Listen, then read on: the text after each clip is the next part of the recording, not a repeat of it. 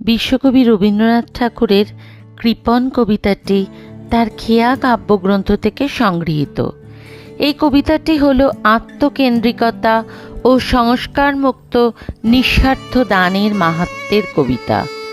নিজের সম্পদ ঈশ্বর বা অভাবীকে না দিয়ে কৃপণ ব্যক্তি পরম প্রাপ্তি হারায় এবং শেষে কেবল নিজেরাই শূন্যতা অনুভব করে।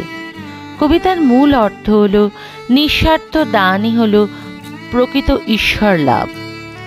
আজ কবিগুরুর জন্মদিনে এই কৃপণ কবিতাটি আমি পাঠ করে শোনাচ্ছি। এটাই হবে কবিগুরুকে আমার শ্রদ্ধাঞ্জলি। আজকের কবিতা কৃপণ। আমি ভিক্ষা করে ফিরতেছিলাম গ্রামের পথে পথে, তুমি তখন চলেছিলে তোমার স্বর্ণরথে।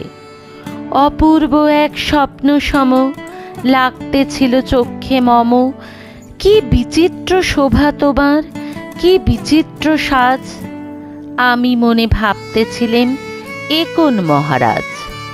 আজই শুভক্ষণে রাত পোহালো, ভেবেছিলেম তবে আজ আমারে দ্বারে দ্বারে ফিরতে নাহি হবে।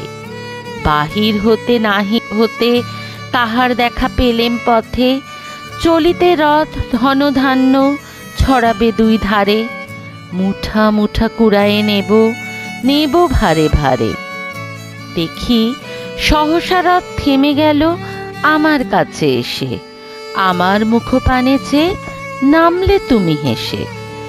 দেখে মুখের প্রসন্নতা জুড়িয়ে গেল সকল ব্যথা। হেনকালে কিসের লাগি তুমি অকস্মাৎ, আমায় কিছু দাও গো বলে বাড়িয়ে দিলে হাত। মরি এ কি কথা রাজাধিরাজ, আমায় দাও গো কিছু, শুনে ক্ষণকালের তরে রইনু মাথা নিচু। তোমার কি বা অভাব আছে ভিখারি ভিক্ষুকের কাছে, এ কেবল কৌতুকের বশে আমায় প্রবঞ্চনা।